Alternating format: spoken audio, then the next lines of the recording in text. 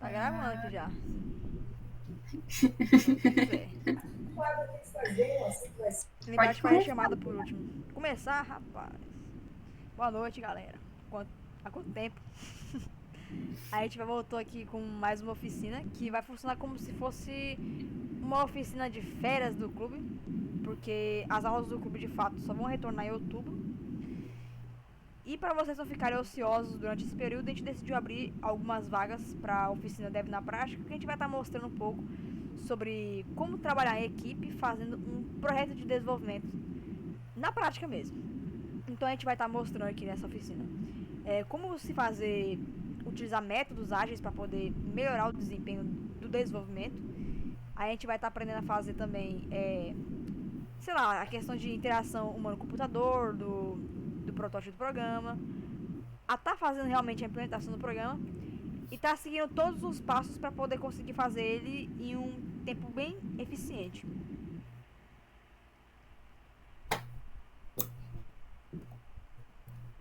É de sempre, né? Venham pras aulas. Como são. Eu não lembro se. Eu vou estar disponibilizando mais tarde o plano de aulas para vocês estarem acompanhando junto com a gente. É, eu não lembro se é a mesma quantidade de aulas que a gente deu lá da oficina de lógica e algoritmos, mas acredito que seja quase a mesma quantidade. Então, é bom vocês estarem presentes em todas as aulas para não perder nada, né? A gente vai estar gravando tudo, mas a gente vai estar contando frequência. Então é importante ter frequência para poder ter o certificado. Essa oficina vai ter o certificado exclusivo dela. Não vai ser o certificado do clube, mas vai ser tipo assim, certificado deve na prática. Tantas horas isso aqui, aprendeu isso e isso aqui. Entendeu? E basicamente a gente vai estar, além de passar as aulas, a gente vai estar fazendo atividades de fixação para ver se vocês conseguiram compreender bem o conteúdo do dia. A gente vai estar passando tanto atividade durante as aulas e para vocês fazerem durante a semana aí para casa. Então é importante que todos vocês participem, tanto no chat, escrevendo ou abrindo o microfone para falar, dar a sua opinião, sua ideia, a resposta. Para caso que eu diga assim, pô, fazer aí igual aquelas vezes, só que não é muito lista. Tipo, é só uma atividadezinha de fixação mesmo. Até porque agora, como tá, a gente não tá mais em greve, a gente não tem tanto tempo pra ficar corrigindo assim, minuciosamente as coisas. Então a gente vai meio que dar atividade pra vocês e nas aulas subsequentes a gente vai estar meio que juntando as ideias e compartilhando o que cada um fez, sabe? Uma maneira bem participativa mesmo. As Aí, atividades de pode casa, falar. calma. As atividades de casa vão ser mais simples dessa vez, não vão ser tão complexas. Só que, como temos menos tempo e a gente vai tentar acompanhar o ritmo das aulas,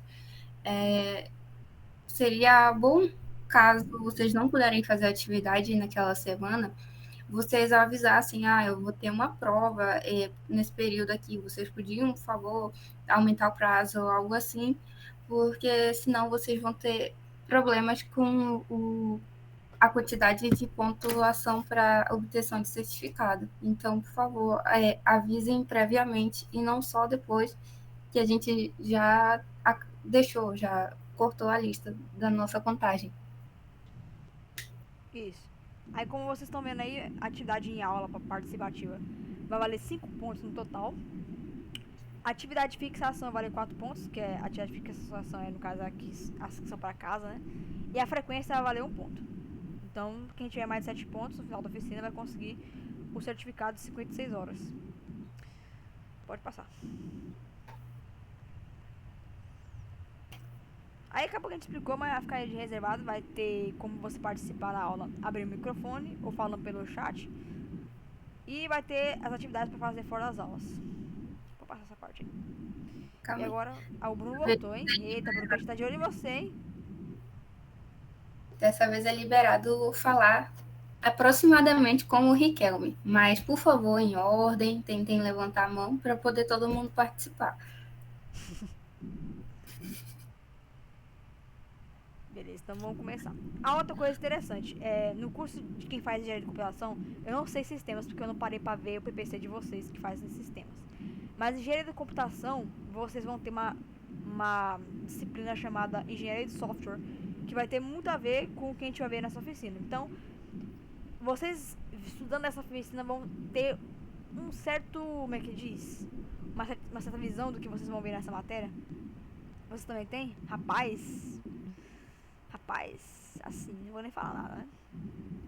Mas é a mesma coisa. Pode começar aí, Camila. Falei demais. Ah, tá. Tá, aqui na primeira aula a gente vai apresentar para vocês modelos de desenvolvimento. Aqui, o que são os modelos de desenvolvimento?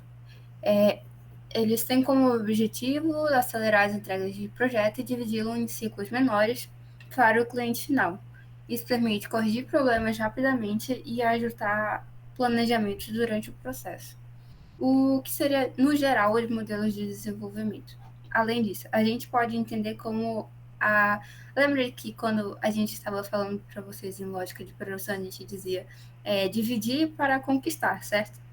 É assim que a gente vai fazer, de certa forma, mas para o projeto em geral, em que no conjunto geral, alguém, por exemplo, vai fazer o banco de dados, alguém vai fazer o back e alguém vai fazer o front-end. E ao juntar, vamos ter um projeto íntegro e que vai ser testado, e inclusive isso é uma das partes do modelo de desenvolvimento. Mas não é simplesmente juntar. Nos modelos, eles vão classificar de enquanto em quanto tempo farão as reuniões para juntar e verificar a produção de cada setor, e vão, nas reuniões, nomear quem é que vai fazer cada coisa e verificar qual é o nível de experiência de cada um.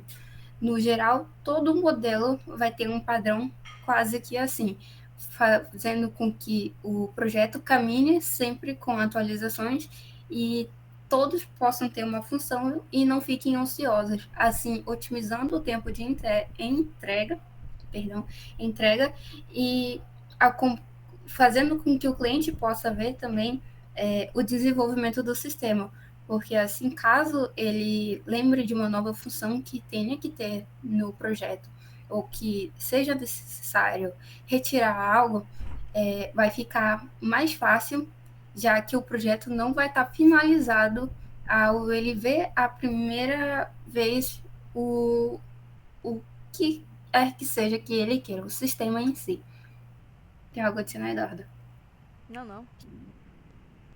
Falou bem.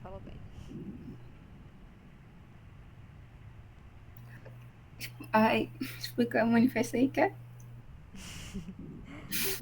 Tá, pessoal. Se não me engano, eu não lembro direito qual foi o ano que criaram o Manifesto Ágil, mas é basicamente seguir esses... Não é passo a passo, como é o nome disso? Esses princípios para poder conseguir fazer um desenvolvimento ágil.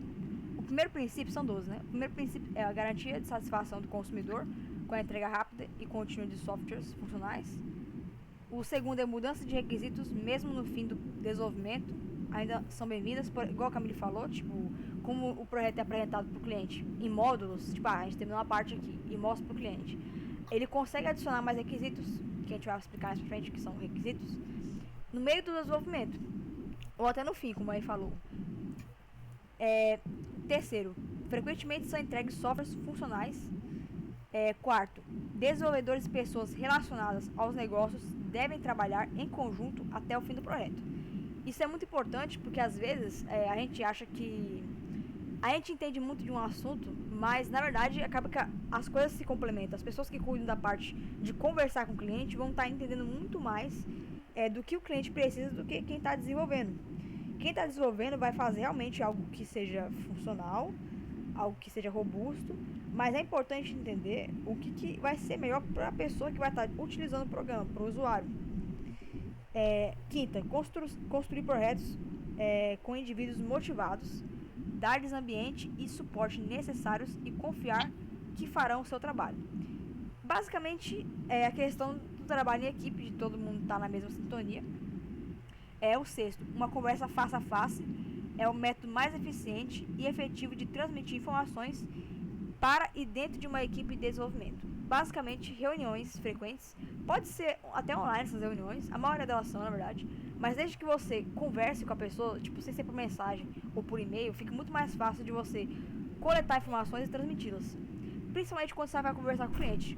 Muitas das vezes, quando a gente já tem até experiência disso, tipo, a gente vai falar com o cliente e a gente não consegue entender muito bem o que o cliente quer, só por mensagem. É muito interessante fazer uma reunião com o cliente, seja presencial ou online, para você realmente entender qual que é a problemática do cliente e conseguir extrair o máximo de informações possíveis para você conseguir finalizar o programa ou qualquer outro projeto que você esteja fazendo.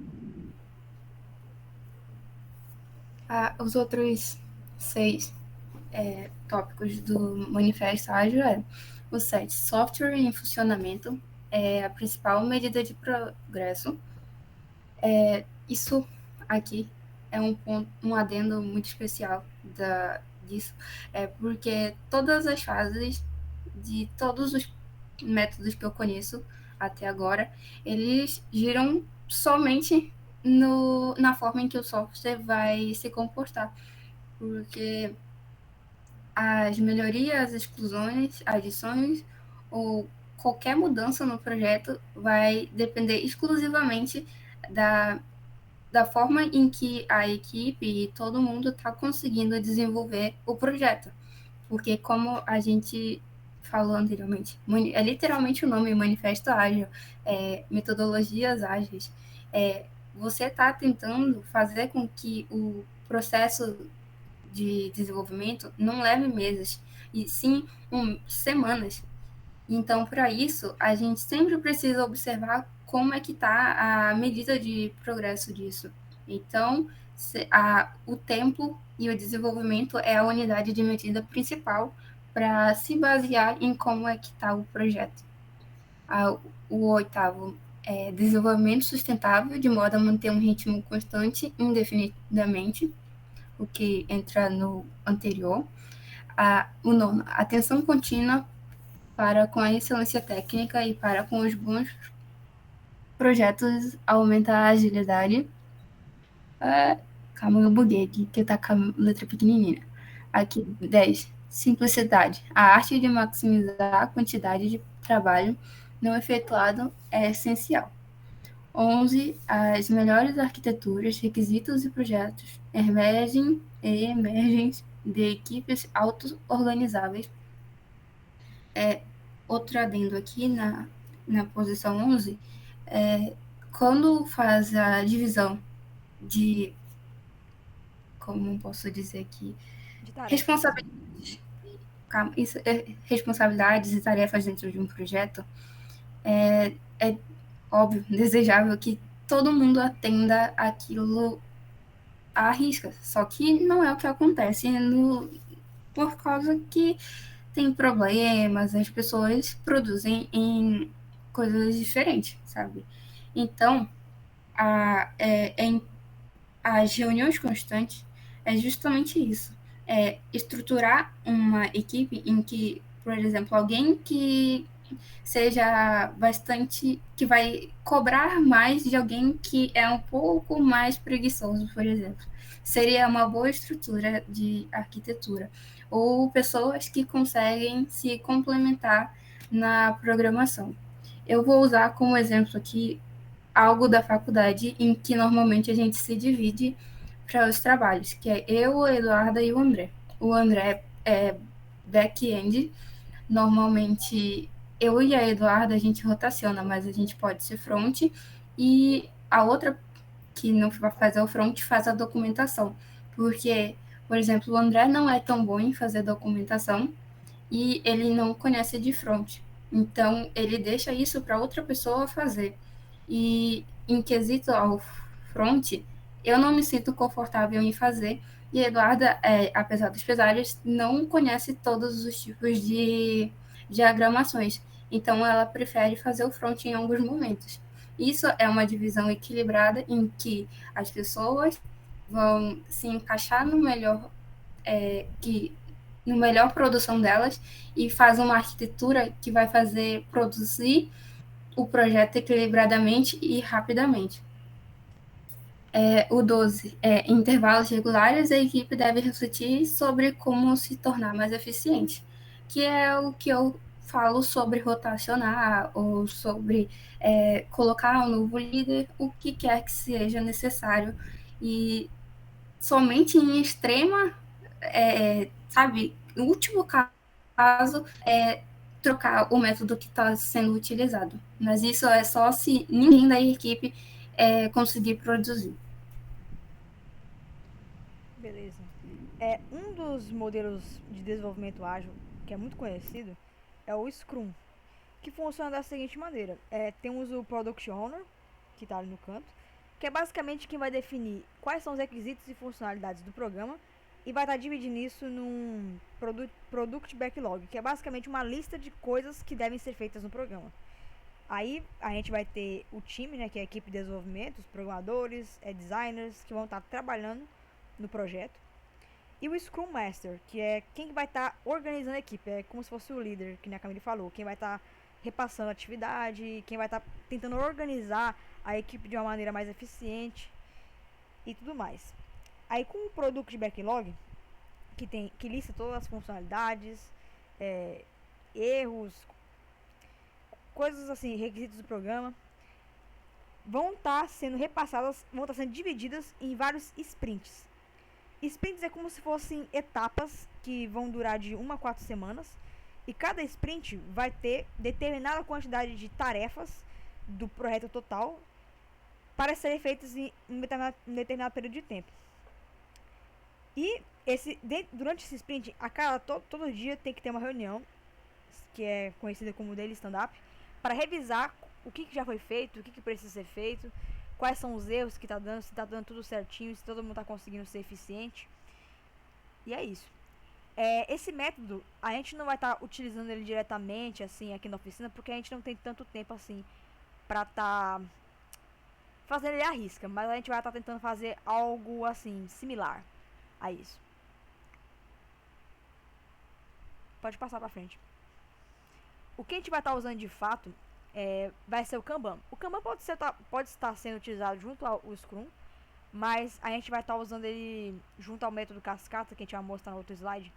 O Kanban, para quem não sabe, tem um site chamado Trello, que é muito parecido com o que a gente vai fazer aqui. Que basicamente a gente vai dividir o nosso projeto em 3 listas. A lista do que temos para fazer, a lista das coisas que estão sendo feitas e a lista do que já foi finalizado. Então, conforme a gente for fazendo, a gente vai estar transferindo é, esses cartões para determinada lista. Isso também é muito feito em quadro, com post-it, nas empresas e tal. Mas a gente vai estar fazendo isso online porque, né? Complicado. Isso. E uma coisa, o Kanban, ele não é simplesmente colocar lá o texto e alguém vai atender aquilo. Ele tem pequenas regras ao se produzir ele. Vocês vão ver futuramente que eu vou ensinar a vocês o caso de uso, em que eles dois, tanto as mensagens do Kanban quanto as mensagens que são escritas no caso de uso são meio parecidas, em que elas são frases simples, usando preferencialmente o gerúndio, em que é, por exemplo, fazer tal ação, precisa de atender tal prazo ou coisas do tipo. E estão vendo que está em cores? Vocês várias vezes vão ver um Kanban bastante colorido. E neles vai ter legenda. Porque as, Cala a boca, Lubiano. Falou o as quê? tarefas, elas têm prioridade. Então, uma mais urgente sempre vai passar como prioridade. E tem uma outra ocasião que passa como prioridade, mas eu me esqueci qual é no momento. Mas a estruturação geral não é simplesmente seguindo qualquer ordem ou vai fazendo a ordem de chegada. Sempre se atentem às necessidades de mudança, principalmente se for atualização de sistema. Eu já tenho uma função que está em processo, ou já foi feita, e ela vai voltar para a parte de se a fazer, porque ela vai sofrer uma modificação. Então, sempre atentem-se às legendas do Kanban, porque isso vai depender exclusivamente de quem está fazendo as especificações deles. Pode passar. A gente vai estar trabalhando com a seguinte metodologia, que é a método em cascata. que basicamente segue essa escada aí de ponta cabeça. No caso, a gente começar de cima, vai descer até chegar na parte inferior, onde a gente primeiro começa recolhendo os requisitos do programa. Basicamente é feita uma reunião com o cliente, onde você está tendo uma conversa com ele para entender qual que é o problema dele, o que ele realmente está precisando, e você vai recolher quais são os requisitos para poder criar as funcionalidades do sistema. Logo após isso, você faz o projeto, que no caso aqui a gente vai estar mostrando nas próximas aulas, que é a documentação, que vai estar ajudando você, na hora do desenvolvimento, a conseguir compreender de maneira mais rápida como seriam as funções na linguagem de programação mesmo. Então, tendo os diagramas, em caso de uso, de sequência, você vai realmente entender, sem precisar de cara logo da linguagem de programação, mas usando uma lógica mesmo assim, visual, e com as regras que vão ter, de acordo com o diagrama, para você entender, compreender como é que vai estar as funções do projeto ao todo. E isso vai ser muito bom. Incluindo isso, depois do projeto, a gente vai ter o design, onde a gente vai estar fazendo o protótipo do projeto. A parte visual dele sem ser a HTML e CSS. Algo que a gente vai estar usando no aplicativo, que a gente vai estar mostrando nas próximas aulas, que é o Figma, que eu não sei se alguém já conhece, mas é um programa de prototipação. Ele tem tanto para baixar para o PC como web. Lá você pode estar criando protótipos de maneira bem simples e rápida, para você estar podendo... Nossa, me mandou mensagem e me desconcentrou aqui. Para você estar podendo criar o design do programa facilmente. Que nem aqui no Canva a gente cria o slide, a gente bota quadrado e tal. A gente pode estar criando os botões, a parte visual do programa. E logo após isso começa a parte da implementação, que é a parte da criação do sistema em si. Tanto a parte do front-end quanto do back-end vão ser produzidas aqui. E logo em seguida, os testes de manutenção, onde o próprio nome diz, vão ser realizados testes para verificar todas as funcionalidades, verificar se está tudo sendo atendido e, se caso não, a manutenção do código. Então esse é o método que a gente vai estar utilizando aqui ao decorrer dessa oficina, com mais detalhes. E hoje a gente vai estar começando com o de requisitos, que é o primeiro passo. Só um segundo. O Cascata, ele, em especial, ele tem uma singularidade. Vocês viram que no Scrum, só um minuto, ele tem isso aqui, certo? Que é um retorno. Ele fica várias vezes indo para vários pedaços e ele pode ir para qualquer pedaço do projeto quando necessário. Assim como, tecnicamente, um pedaço do Kanban, que pode vir para cá, pode vir para cá. Mas, no Cascata, sempre que vocês usarem o Cascata, uma coisa que está aqui, ela não pode seguir para trás, ela sempre vai para o próximo à frente. E esse aqui não pode entrar aqui, ele vai ter que ir de novo lá para o começo, porque o cascata se segue como uma escada. Nenhum passo pode estar sendo pulado. Isso. E hoje a gente vai começar com a primeira etapa, que é a análise de requisitos. Ao decorrer da oficina, só explicar rapidinho uma coisa que a gente vai fazer. Todo mundo vai estar construindo um programa junto. Então, eu ainda vou ver como é que a gente vai fazer quando for presencial. Se todo mundo vai estar trabalhando no mesmo projeto, literalmente, ou se cada um vai fazer seu próprio projeto. Eu ainda vou ver direitinho, conforme a gente for vendo o desempenho de vocês. Mas basicamente a gente vai começar fazendo um projeto hoje.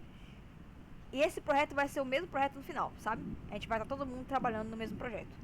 Para vocês entenderem realmente, de fato, como é que funciona o desenvolvimento na prática. E agora a gente vai estar só explicando um pouco melhor o que são requisitos, para vocês entenderem bem, antes da gente passar a primeira atividade participativa do dia, né? Da aula. Pode passar. E assim, requisitos, como a gente acabou falando anteriormente, são as características que o sistema vai ter. Como é que ele deve se comportar, o que ele vai fazer. E esses requisitos são divididos em dois. Os funcionais, que são, como ali diz, o que o sistema deve fazer, as funcionalidades deles. E os não funcionais, que são as características de qualidade ou restrições do sistema. Por exemplo, no funcional, o sistema permitir que o usuário faça o login. É uma ação, então é funcional. Criar um novo produto é funcional também. Aí no funcional seria o quê? O sistema tem que ser seguro, tem que ser fácil para o usuário usar. Ou, por exemplo, quando a pessoa fizer login, já entra na parte de segurança, né? Não deixar a pessoa fazer login se ela errar 3 vezes a senha. Então, tudo isso vai englobar a parte do requisito não funcional. Quer adicionar uma coisa mais? Eu não. Pode passar, então.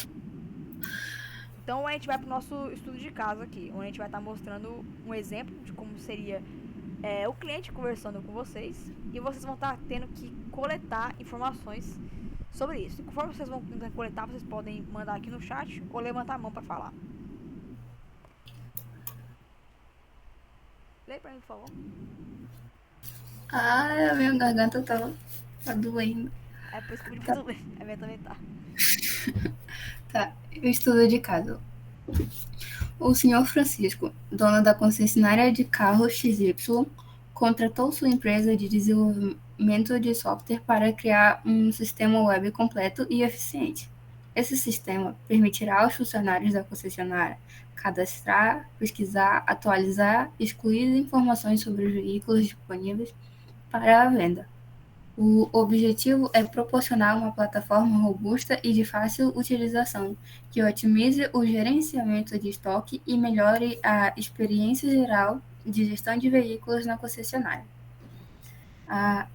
Deixa eu só ver uma coisa aqui rapidinho. Isso. Aí tá para vocês responderem. A primeira é: quais informações poderiam ser importantes para coletar?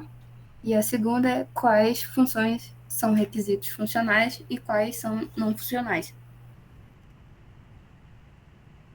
Sinta-se à vontade aí para responder. Pode. Caramba, você que me mandei. Pode botar no texto que eu tô botando a pergunta no chat.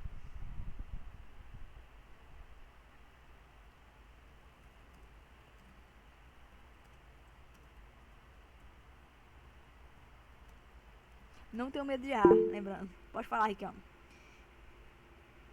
Vamos lá, né? Primeiramente a gente tem que pegar algumas informações como o João lá também. Calma aí, João. Cada um fala Como... pra participar, todo mundo. Beleza. Não, vou falar qual é uma informação importante, né? Ele quer que literalmente seja um gerenciamento de estoque, porém a gente tem que analisar para que ele quer isso. Ele quer isso para a concessionária dele, entendeu? É uma informação importante. Pode falar, João. João Alexandre. Eu acho uma informação importante coletar que tipo de carro ele vai vender ou querer gerenciar. Pode ser um carro luxuoso ou carro para a família mesmo. Certo. Deixa eu anotar aqui no chat, senão eu vou esquecer. Pode ir falando aí, Alexandre. Alexandre não, é Alexander. A primeira pergunta, eu acho que era sobre qual informações poderiam ser importantes para coletar, né? Acho que algumas informações importantes de coletar seria, por exemplo, os dados dos veículos, informações de estoque, informações de preço, os dados do cliente, no caso, né? Documentação por completo, acho que seria importante, né? Agora eu não lembro qual que era a segunda pergunta. Vamos com calma. Primeiro vamos responder a pergunta, depois a gente faz a segunda. Tá, pode falar, Lincoln. Lincoln. Tabela FIP. Seria importante a gente considerar o valor dos carros, quantidade. Seria bom também fazer tipo um cadastro de funcionários à parte. Funcionários não, clientes. Funcionários também, né? Dependendo da relação que eles tenham com o estoque. Certo. A Emily mandou aqui no chat. Informações importantes. Dados dos clientes, nome, contato, endereço e dados de compra e venda dos clientes e dados dos veículos, quantidade, tipos, valores, placas, etc. Tranquilo. Mas alguém tem algo a adicionar?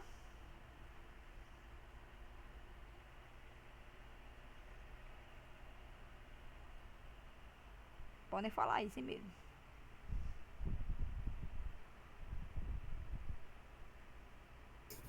Eu acho que seria interessante também adicionar um sistema de integração da concessionária com a fábrica para gerenciar tipo as demandas. É uma boa. Deixa eu botar aqui. Realmente. Foi longe. Responde direito, Vinícius. Não dá ponto pra tu não, vez. Não te liga não. Cadê o Bruninho?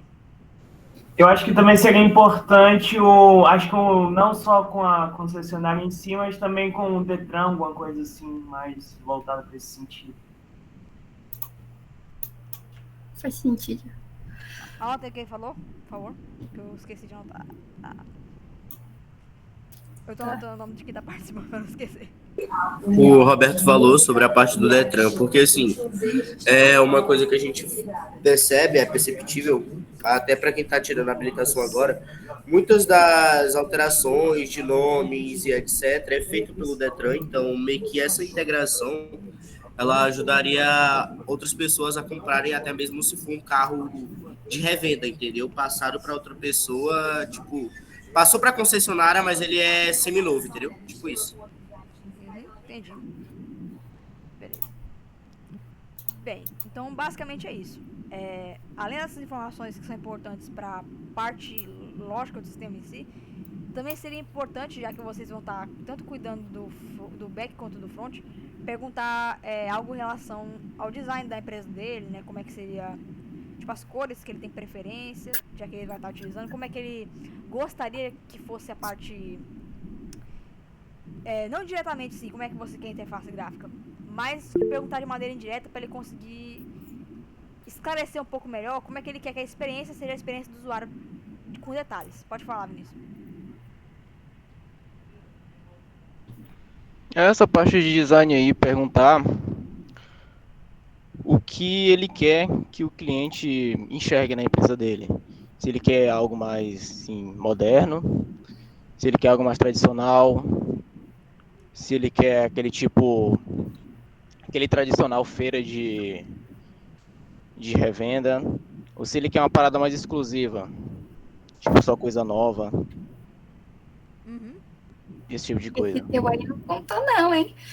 Mas assim, esse teu não contou não, hein, seu safado? Bicho, eu nem vi a Design pergunta. não conta pra ti. Design não conta pra ti, não. Não conta pra mim? Não. Por quê? Mas porque não quero. Rapaz, se eu quiser eu removo até tudo aqui, pera bem aí.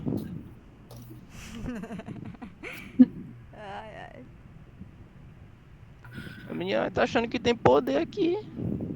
Ah, caramba, não. Tá achando, olha. Mas enfim. É muito. O certificado que eu assinei eu. Ih, mentiroso. Enfim, o que ele tá falando é algo muito importante. Quando vocês vão fazer o questionamento ao cliente. Porque o cliente, no geral, ele tem sempre a visão de querer fazer algo, mas ele não sabe como fazer aquilo. Então, vocês sempre precisam conversar bastante com eles para absorver como o cliente é, o que ele deseja fazer de verdade, assim, de uma posição em que vocês vão tentar imaginar 100% o que ele quer, porque às vezes eles explicam algo e não é aquilo que eles querem. E uma coisa de design que quase ninguém faz requerimento diretamente, mas é muito boa de se utilizar, seria suporte a PCD. Por exemplo, se na concessionária dele, em especial, ele vendesse carros que atendem a pessoas com necessidades físicas. Isso, acessibilidade, com necessidades físicas. Então, isso seria um diferencial da loja dele. Só que como vocês apresentariam isso? Como é que vocês vão descobrir isso? Então, isso é algo que vocês precisam aprender a questionar o cliente durante a entrevista e tem que ser algo suave. Porque vocês têm que entender que quando vocês vão falar com ele, vocês estão tendo a visão de alguém profissional, de alguém que já trabalhou na área. Mas ele vai ser alguém que só está interessado em um sistema e que ele não teve contato, provavelmente, com o sistema anteriormente. Então, tentem explicar da maneira mais simples possível, usando o menor quantidade de termos técnicos possíveis. Hum, Beleza. Riquelme quer falar uma coisa? Não, só para finalizar, tipo assim, na parte do que ela falou sobre os carros e etc., a acessibilidade também implementada dentro do site, do sistema que o cliente vai utilizar é uma boa, porque a gente pode perceber que a maioria dos sites que dependem de como você utiliza ou qualquer outro site do tipo, geralmente não tem acessibilidade para as pessoas surdas, tá ligado? Então, tipo, a gente poderia utilizar a implementação para pessoas surdas também, ou outra coisa do tipo, que nem ela falou, dentro do próprio site. E, além disso, sobre o design, eu acho que vai muito da persona que ele quer passar, entendeu? Essa parte do design visual, porque geralmente todas as empresas ela tem a sua, né? Aí como que o cliente quer que ele, tipo, o dono, como que ele quer que o cliente veja a empresa dele, tá ligado? Isso já é uma pegada mais, como é que eu posso falar, mais complexa um pouco para demonstrar dentro do site, porém é bom perguntar também, que eles estavam falando, é isso. sim. O Pedro estava perguntando assim, se suporte PCD poderia contar como não funcional também.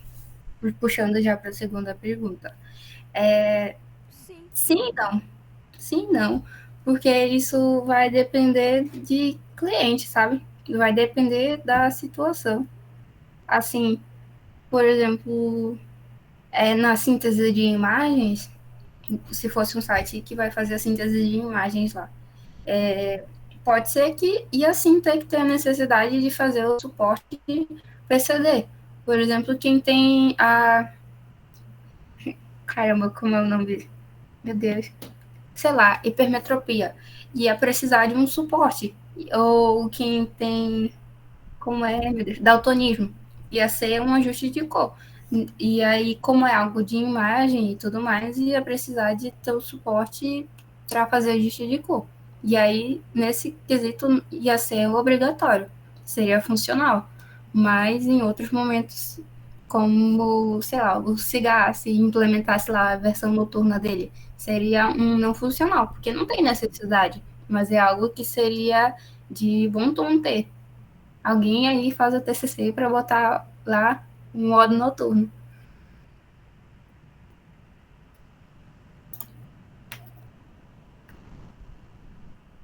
Pode passar pra frente pra ver se alguma pergunta rápido, não? É isso aí. Quais são as funções que são requisitos funcionais e quais são não funcionais? Então, voltando ao texto lá do cliente. Outra coisa, só dando um a mais para o que a Camille falou. As coisas que se encaixam em experiência do usuário, elas vão quase sempre entrar em não funcional. Entendeu?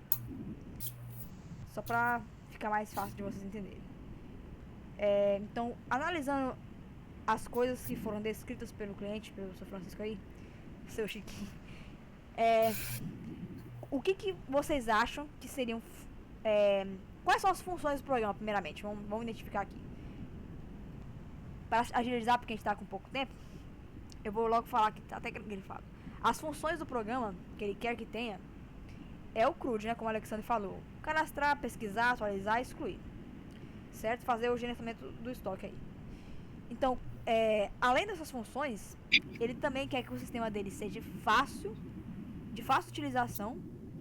Ué, pegue uma energia em casa, deu... Ué, tá bom, peraí, vamos continuar aqui como se nada tivesse acontecido.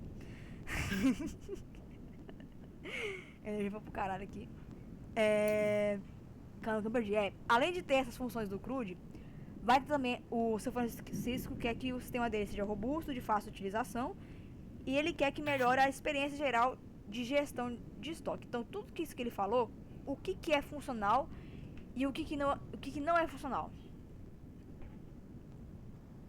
O que vocês acham?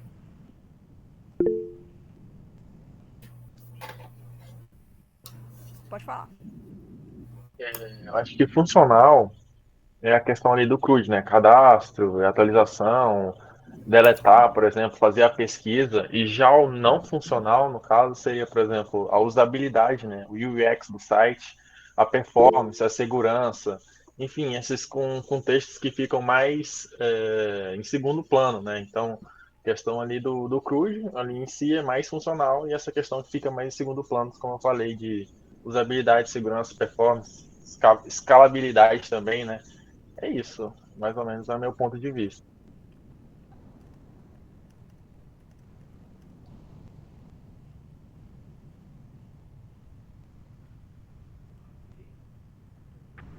Fala aí, Vinícius.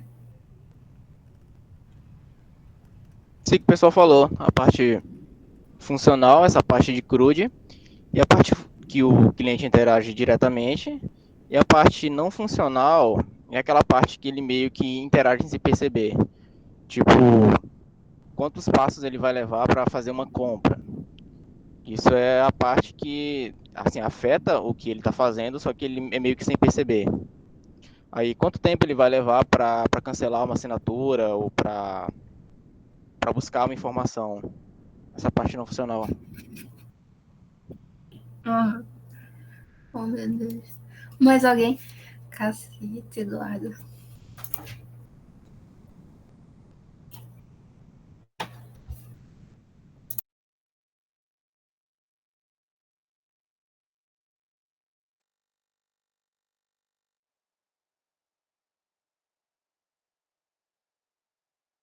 Mais alguém?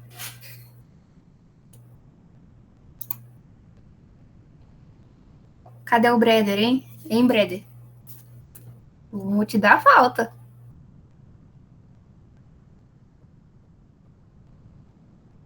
Não. Cara, não tem muito o que acrescentar, velho. É tudo que eles já falaram aí. Eu não consigo pensar em mais nada, não. Eu acredito que seja tudo isso aí que eles falaram. Não tô conseguindo pensar em mais alguma coisa, não. Ah, deixa eu ver. O Armando aqui, Armando. Érica. O Elson, que tá calado hoje, tá quieto. Voltei. Acabei de falar do chat aí umas 3, 4 vezes. E eu não vi nenhuma. E o cara falou mesmo. Ele falou assim, engajado é. Brincadeira. Todo mundo tá concordando. Enfim, mas não tô errado, né? Certo. Ó, dá tempo de mostrar um pouquinho da plataforma do Trello.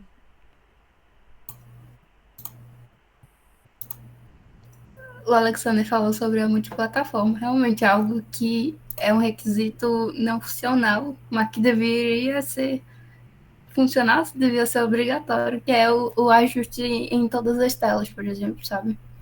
Em que você abre, sabe, quando abre no celular e você tem que ficar passando o dedo para ler tudo, porque não colocam para ser como é, responsivo o site.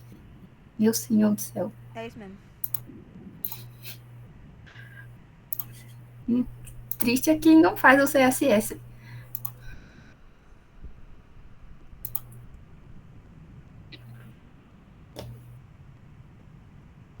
Bom, abre lá outra. Ah, eu tô transmitindo tela, né? Eu esqueci. Eu mandei aqui, tentei coletar tudo que eles falaram. Se tinha falado alguma coisa aí. Eu apresentei aí. Oi? Apresenta aí. Eu? Tá. Sim, eu. Pera lá. Pera lá. Que além disso eu tô gravando tela também. Deixa eu tentar, peraí.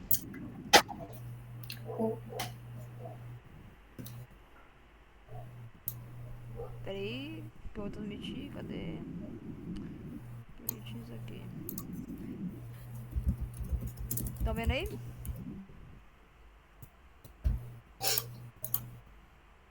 Sim. Espera só um minutinho.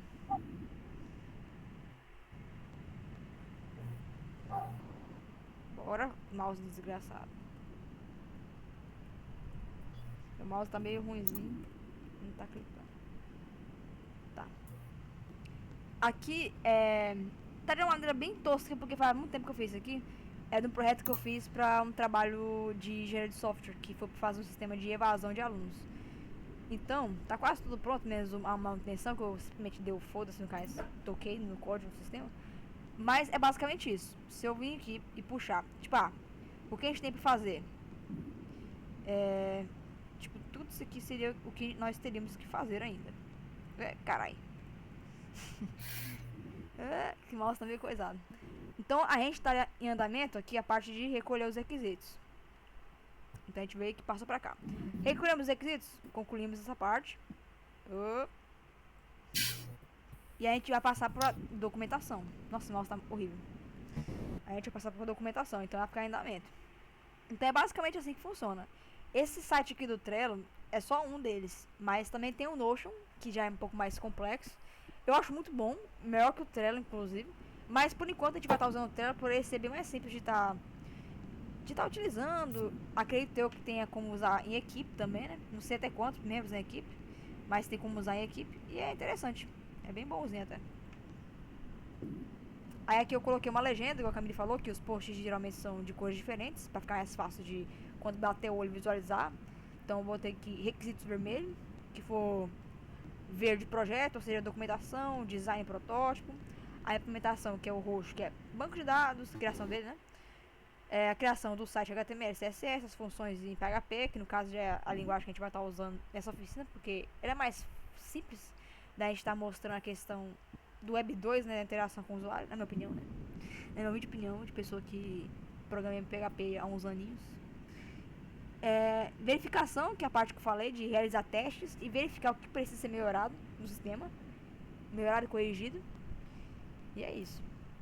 Aí pra fazer conta no Trello, eu vou estar mandando aqui o link pra vocês. Aqui, ó. PHP não é de Deus não, PHP é Deus.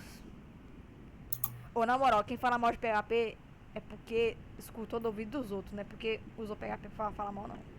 Só fala mal de PHP de verdade quem que usou PHP. E olha que PHP tá alimentando muita gente, hein? Muitas famílias são alimentadas com PHP. Aqui, galera, eu mandei... Tem como fixar? Tem.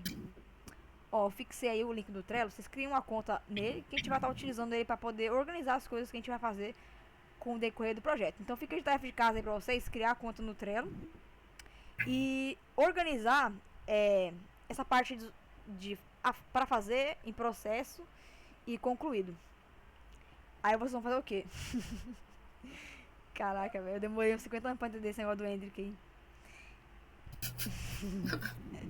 Aí vocês vão fazer isso, beleza? Eu vou estar deixando mais escritinho.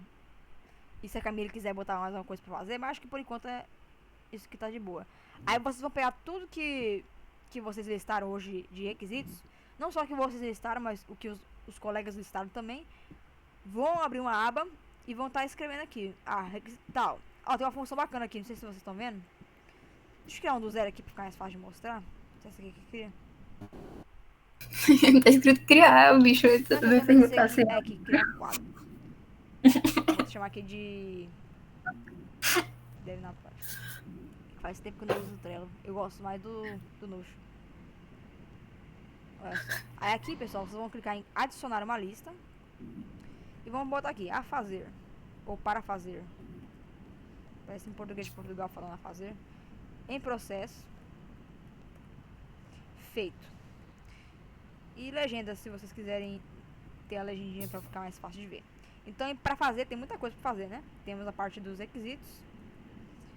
O que mais? Vocês vão olhando no slide que a gente vai estar disponibilizando. Vocês vão botar, a gente tem que fazer os requisitos. A gente vai ter que fazer o design, a implementação, a documentação. Vocês vão listando. Para mudar a cor, é só clicar aqui nesse lapisinho aqui do lado, ó. Teste logo, por favor. Oi? Coloca o teste, porque aí já deixa isso na atividade lá deles. Teste que você diz o quê? Teste do negócio, né? Ah, sim, testes e manutenção, se não me engano, né? Manutenção. Tá faltando algum? Não lembro, não. Acho que não. Aí aqui pra mudar a cor do cardzinho é só você clicar nesse lapisinho aqui do lado, ó. Você pode vir aqui alterar a capa. Tem como botar a capa com cor, que eu acho melhor, e tem como botar com imagem. Com cor é melhor porque a gente vai dividir tipo em categoria. Então, sei lá, requisito começa com vermelho, por exemplo. Aí documentação pode ser, sei lá, como faz parte do projeto, a gente bota em azul. O design pode ficar em azul, que a gente também está fazendo a parte da prototipação. A implementação pode ser... Oh, caramba. Pode ser roxo. E teste, sei lá, ciano. Não tem ciano? Aqui mesmo. E manutenção amarelo. Aí fica assim, né? Aí conforme você vai fazendo, como a gente tá fazendo requisitos, passa pra cá. Tá feito, tal. Aí quando você abre aqui o cardzinho, ó, por exemplo, eu posso escrever anotações. Então, sei lá, requisitos. Aqui, tipo, vocês escrevem, o sistema é uma concessionária de carros do senhor Francisco. Tá. Aqui tu perde salvar. Aí você pode estar criando aqui ao lado, ó, tem várias funções. Tem etiqueta que você pode estar dizendo, tipo, isso aqui tem mais prioridade. Tu pode estar criando, sei lá, botar um nome nessa etiqueta aqui chamado de prioridade alta, prioridade média. Tipo aqui, eu vou selecionar vermelho. Tudo que tiver vermelho é alta prioridade. Tudo que tiver amarelo é média. E quando for verde é baixa, por exemplo. E aqui em checklist você pode estar clicando e falar, sei lá, requisitos funcionais. Aí você pode estar listando aqui, sei lá, o que foi uma coisa que vocês listaram ali. Cadastrar usar não, carro, né? Cadastrar carro. Aí vai, tipo, fazer um checklist. Aí conforme vocês vão fazendo, vocês podem clicar aqui. Eu vou estar passando um vídeo complementar do YouTube mesmo. Eu vou estar procurando um tutorial bacana do cara fazendo aqui todo o processo de Kanban pelo Trello. Aí vocês podem estar fazendo atividade com mais calma durante a semana. E é isso. Alguma dúvida, pessoal? Vou fazer a chamada agora. Quem tiver alguma dúvida, pode falar agora. Ou cai-se para sempre. Para de transmitir a tela. É verdade. Pelo amor de Deus. Meu Deus do céu. Depois tu manda lá o vídeo do YouTube, viu? Vou mandar o vídeo e a atividade de escrita. Calma aí que eu faço chamada aqui, então não saiam. Cadê a porra da chamada, mano? Pera aí que eu vou achar. Eu tenho que deixar salvo as coisas aqui. Parou a gravação também? Hã? Parou a gravação também? Não. Ei, caralho.